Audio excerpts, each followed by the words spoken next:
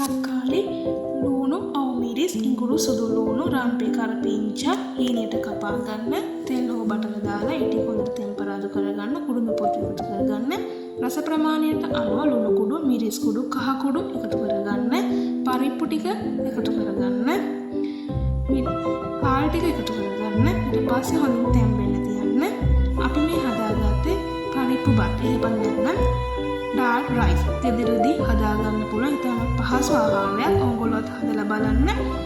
ඒ වගේම අපේ මේ YouTube channel එක subscribe කරන්න අමතක කරන්න එපා.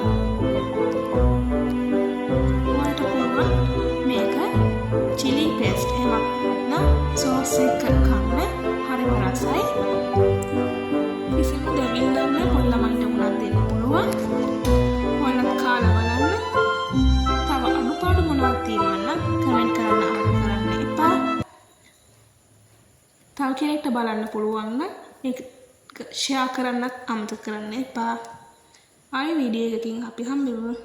ස්තුතියි.